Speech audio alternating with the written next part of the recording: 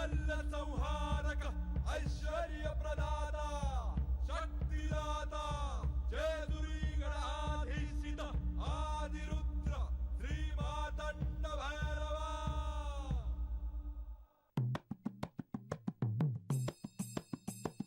जय देवा जय देवा जय देवा जय देवा जय देवा जय शिव मार्तंडा।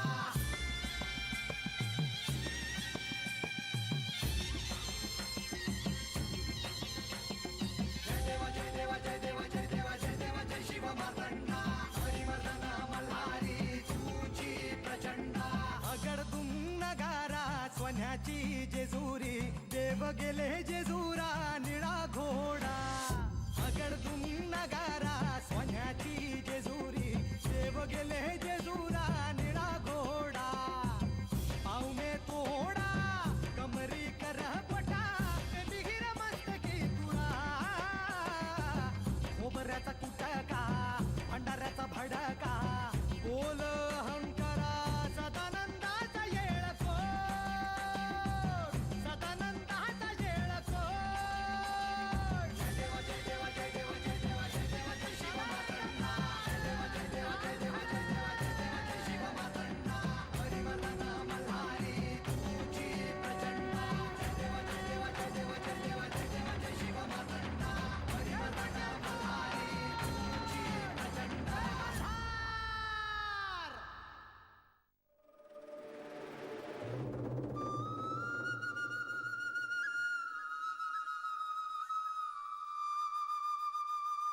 बाणाई काळजी नसावी, मी आहे.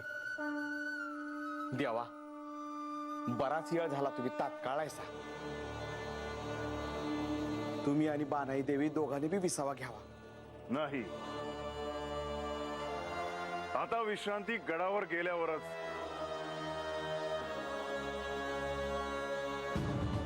पर देवा म्हाळसा देवीनी याच गडावर नाही येऊ दिलं तर काय करायचं हो?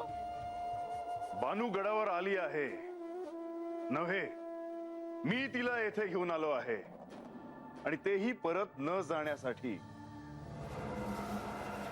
आता बानू परत माघारी जाणार नाही.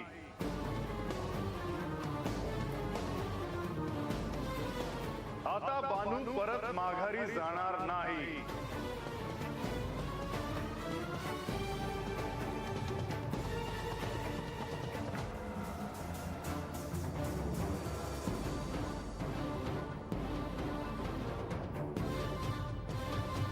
म्हाळसा शांत हो. ह्यातून काहीतरी मार्ग काढायला हवा. देवांना असं गडाखाली थांबवणं योग्य नाही. गेले 12 वर्ष हे जेजुरीत नव्हते, तरीही इथल्या प्रजेवर मी कोणतेही संकट येऊ दिले नाही. यांनी माझ्यावर सोपवलेले दायित्व मी योग्य प्रकारे हाताळले.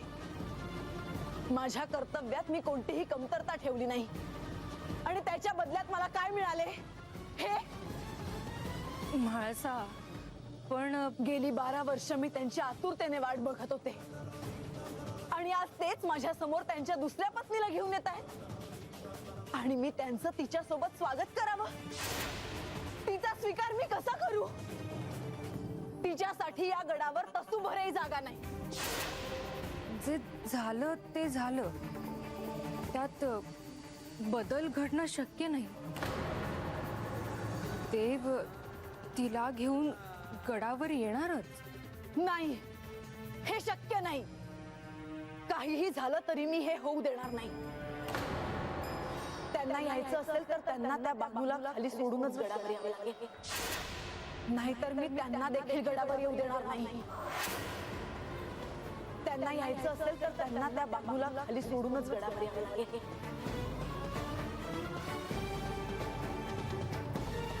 नाहीतर मी त्यांना देखील गडावर येऊ देणार नाही.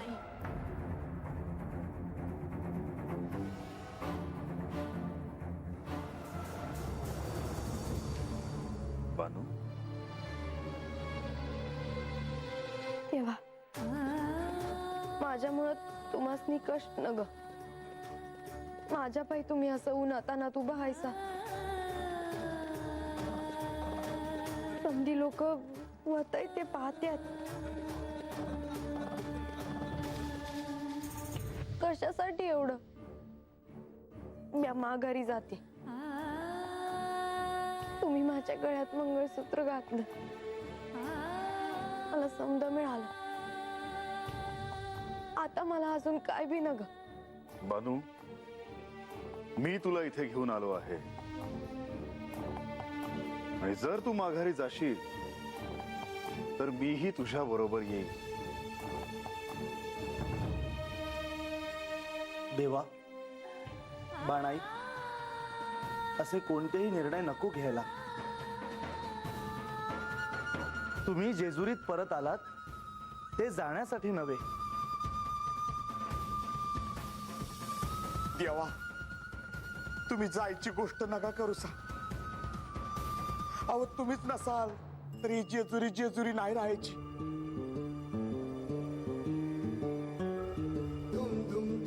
श्री म्हाळसा देवींना मी भेटून येतो.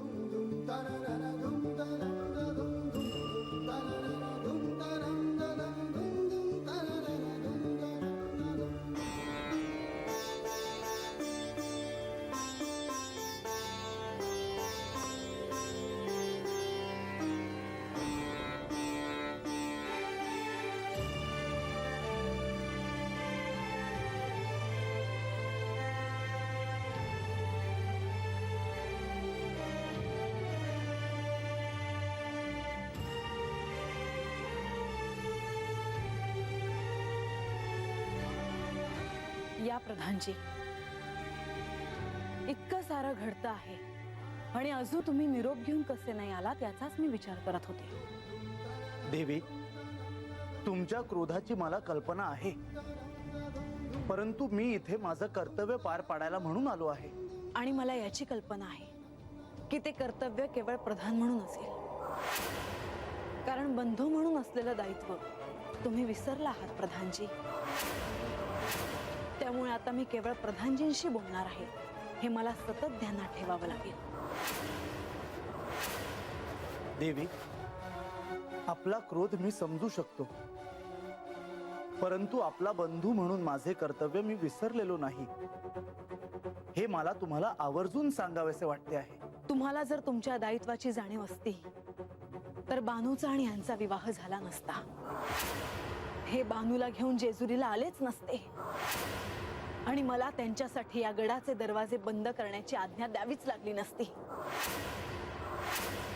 तसे घडले असतेही कदाचित, परंतु जेव्हा मी चंदनपुरीला पोहोचलो होतो त्याआधीच श्री खंडेरायांनी बाणाईशी विवाह करण्याचे वचन दिले होते.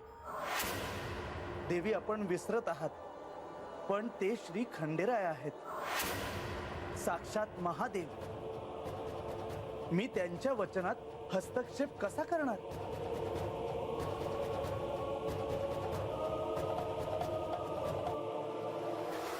तुम्ही आत्ता इथे का आला आहात प्रधानजी? श्री खंडेराय बाणाईसह गडावर येत आहेत. त्यांना गडावर येऊ द्यावे. देवी, तुम्ही तुमची आज्ञा मागे घ्यावी. अशक्य आहे. देवी, श्री खंडेरायांच्या दर्शनासाठी सारी जनता गडाच्या दिशेने श्री खंडेरायांबरोबर येत आहे. जेजुरीच्या वेशीपासून गडाच्या पायथ्यापर्यंत सगळीकडे अलोट गर्दी जमली आहे आणि त्यांच्या समोर जे घडते आहे ते योग्य नव्हे. देवी, यावर मला काहीही बोलायचे नाही प्रधानजी. यांनी बानूशी विवाह करताना या गोष्टीचा विचार का नाही केला?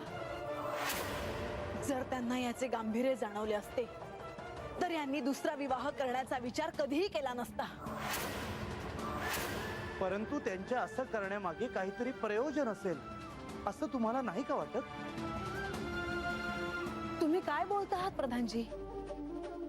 माझा आणि यांचा विवाह होण्याआधीपासूनच बानू यांना साध्य करण्यासाठी तपश्चर्या करत होती आणि हे मला ठाऊक होतं. हे यांना देखील ठाऊक होतं. हे सारं घडत असताना जर त्याच्या मागे काही प्रयोजन असेल तर हे मला यांनी आधी का नाही सांगितलं? बोला प्रधानजी, तुमच्याकडे आहे या प्रश्नाचं उत्तर? देवी, ह्या प्रश्नाचं उत्तर माझ्याकडे आहे, परंतु ते मी तुम्हाला सांगू शकत नाही. कारण जर मी तुम्हाला ह्या क्षणी सारं काही सांगितलं तर ही शिवलीला संपुष्टात येईल. सत्य काय आहे, हे सारं का घडतं आहे, हे सारं एक दिवस श्री खंडेरायच तुम्हाला सांगतील. प्रधानजी, तुमचे मौन मला सारे काही सांगून गेले. तुम्ही देखील निरुत्तर झाला आहात. नाही देवी, मी केवळ एवढाच विचार करत होतो की इतक्या वर्षांनी श्री खंडेरायांचे जेजुरीत आगमन झाले आहे आणि आता ते आपल्या आज्ञेमुळे गडावर येऊ शकत नाहीत. जर श्री खंडेराय पुन्हा जेजुरी सोडून गेले तर काय अनर्थ होईल हे आपण देखील जाणता. इतक्या वर्षाच्या विरहानंतर जर तुमची श्री खंडेरायांशी भेटच झाली नाही तर तुम्हाला किती दुःख होईल हे मी जाणतो. तशीच ती ओढ श्री खंडेरायांना देखील लागली आहे. परमनियतीने जे काही लिहून ठेवले आहे त्यामुळेच हे सारे घडते आहे. देवी, माझे ऐका, आज्ञा मागे घ्या, नाहीतर आपण असा काहीतरी मार्ग काढू ज्यामुळे सारं काही सुरळीत पार पडेल.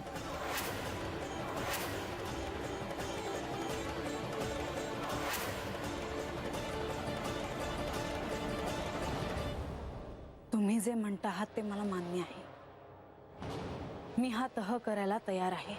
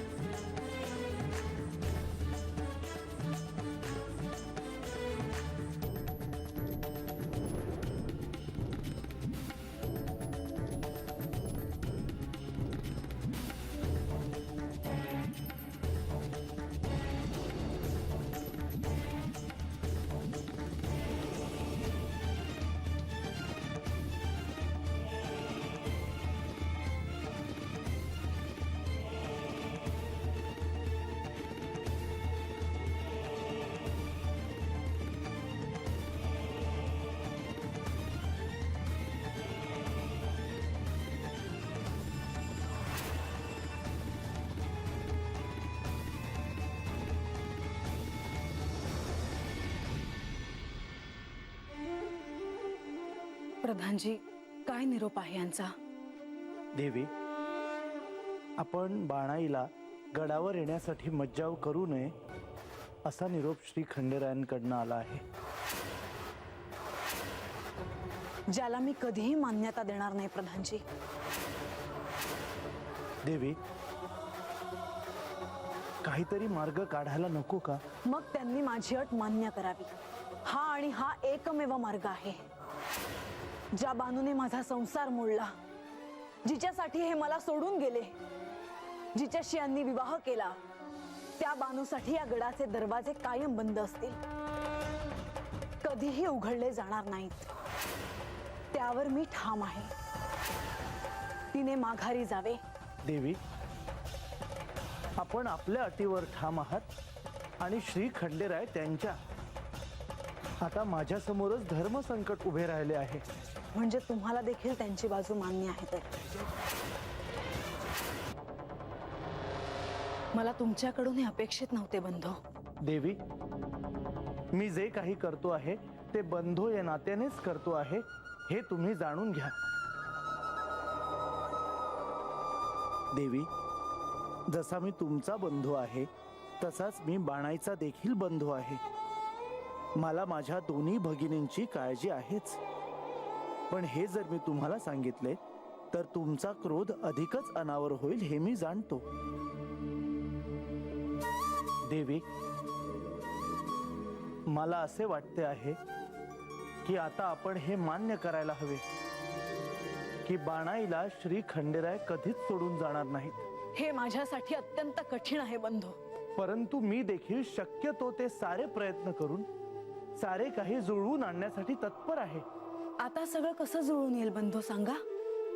माझ्या आणि यांच्या नात्याला जो तडा गेला आहे तो आता कसा पूर्ववत होईल? माझे आणि यांचे नाते आता भंग झाले आहे. नाही देवी, तुमचा उद्वेग मी समजू शकतो, परंतु तुमचे आणि श्री खंडेरायांचे नाते जन्मजन्मांतरीचे आहे. ते कधीही भंग पावणार नाही. नाही बंधू, तुम्हाला माझ्या दुःखाची कल्पना करता येणे शक्य नाही. देवी, श्री खंडेरायांपर्यंत काय निरोप पोहोचवावा? आता मी हे अखेरचे सांगते. यांची आणि माझी भेट व्हावी असे जर यांना मनोमन वाटत असेल तर यांनी गडावर यावं.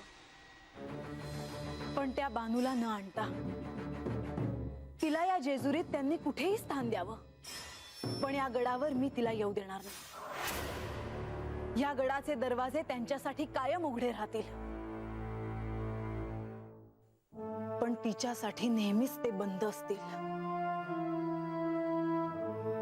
आता केवळ हाच मार्ग उरला आहे. श्री खंडेरायांना गडावर यायचे असेल तर बाणाईला न घेताच यावं लागणार. हेच सत्य आहे, हाच मार्ग आहे. आणि आता ह्याचा श्री खंडेरायांना देखील स्वीकार करावा लागेल. नाहीतर आहे त्यापेक्षा परिस्थिती अधिक बिकट होईल आणि मला असं होऊ द्यायचं नाही.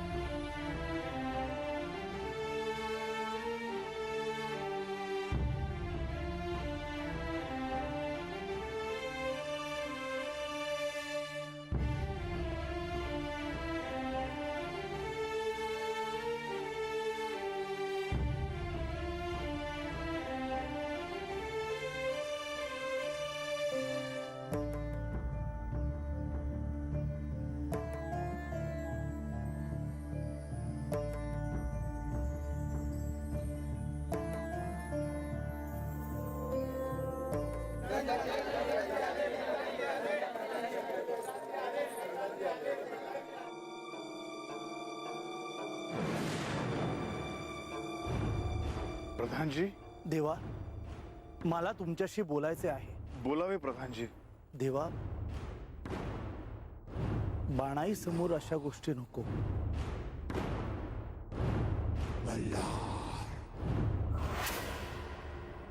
प्रधानजी, जे काही होत आहे ते स्पष्ट आहे. तेव्हा जे काही आहे ते समोरासमोर व्हावं. देवा, मी म्हाळसा देवींना भेटलो होतो. त्यांना चर्चेसाठी तयार केलं आहे. मग प्रधानजी, चर्चा येथे करावी का गडावर? देवा, आधी आपण बोलू, कारण प्रश्न तसा सुटलेला नाही. नंतर हवं तर तुम्ही म्हाळसा देवींशी बोलून घ्या. प्रधानजी, जे काही आहे ते आपण थेट आणि स्पष्ट सांगा. ही वेळ आडून बोलण्याची नाही.